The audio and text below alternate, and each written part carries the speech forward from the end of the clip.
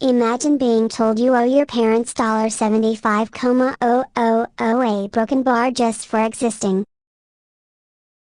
Then watching them try to trap your younger brother into the same emotional blackmail, demanding he abandon his dreams for their a loyalty tax.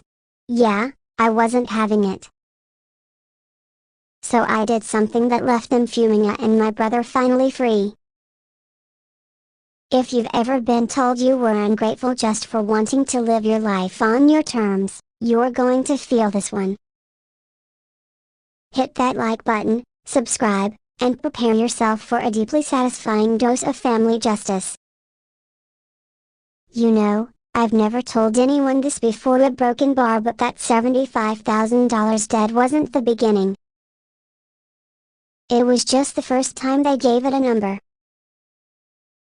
The emotional bill had been accumulating my whole life. Growing up, I wasn't raised, I was managed. My achievements weren't celebrated, they were leveraged. A good report card? That's the least you can do for everything we've done for you. Winning a regional math contest? So? Your cousin's son got into MIT. And when I failed? Oh, they love that. It fed their narrative. We gave you everything, and you still let us down. It took me years to understand what they were really doing, gaslighting me into believing love was transactional. That my worth was only measurable through obedience. I remember once, when I was 14, I caught the flu and missed a week of school. Instead of comfort, I got an angry lecture. Do you have any idea how much your medicine cost? You're not a baby anymore. Stop being weak. Weak. That word stuck with me for years. I carried it like a scar stitched under my skin. So when they slapped me with that $75,000 invoice, it wasn't about the money, it was about power.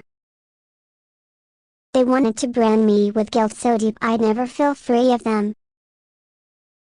And it almost. I haven't even told you what they did to Josh before all this. When he was 10, he got really into drawing. He'd sketch comic characters, dream up little sci-fi worlds, even started a webcomic in middle school. He begged them for a drawing tablet. They bought him only a broken bar and gave it to a neighbor's kid after a week. Why? You waste time doodling instead of studying. You don't deserve it. He cried. Not loud. Just quiet tears, like he was trying not to make noise in his own grief. That's when I realized that we weren't being raised. We were being emotionally kneecapped so we'd never run far. So after I paid Josh's tuition and helped him go no contact, things went quiet for a while. Too quiet. Then Christmas came. I wasn't planning to see them, obviously. But I was getting guilt messages from extended family I barely knew. How could you destroy your parents like this? They're heartbroken. They took you in, and this is how you repay them? Turns out, my parents had been telling everyone I turned my brother against the family. That I'd been brainwashed by Western independence and selfish modern values. Apparently, not wanting to be emotionally extorted made me a traitor to tradition. But the worst part? They convinced my grandmother, the one person in our family who had ever treated me with genuine kindness, that I'd cut contact because I got rich and became arrogant. So she called me one day. Her voice was fragile. Bait a broken bar. Even if you're angry, they're still your parents. You can't replace them. And that broke me. Not because I agreed, but because I realized how expertly narcissists rewrite history when the truth threatens their control. Months passed. Josh was thriving. He even landed a competitive summer internship, one of those dream stepping stones for future careers.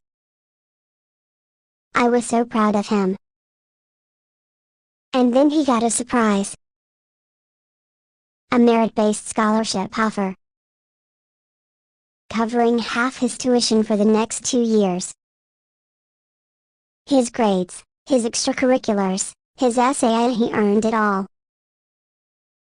He called me, ecstatic. But then paused. What do I do with the extra money now? I laughed. Save it. Or treat yourself. You earned this. But guess who found out? Our parents. They contacted his school pretending to be concerned guardians and demanded a refund of the overpaid tuition to their account. Yes. You heard me. They literally tried to steal his scholarship money. At that point, I was done with behind-the-scenes damage control. So I did something I hadn't done in years. I went home. Walked right through the front door of the house I once called home. They were shocked. Mom gasped. Dad narrowed his eyes like I was an enemy returning from exile. I sat down calmly. You tried to rob Josh of his scholarship money. You will stop interfering. If you come near him again, I'll involve lawyers and I will win. My dad scoffed. You think you're some big man now, throwing money around? No, I said. I'm someone who finally understands his worth and yours. That's when my mother hissed something I'll never forget. You'll die alone. Money doesn't love you. I smiled. Maybe. But at least I'm free. And I walked out. For good. A few weeks later, I got something unexpected in the mail. A handwritten letter from Josh. Inside was a drawing of the two of us as kids are running away from a shadowy house, holding hands, grinning.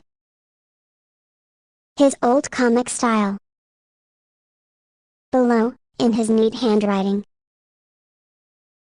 I never thought I'd escape.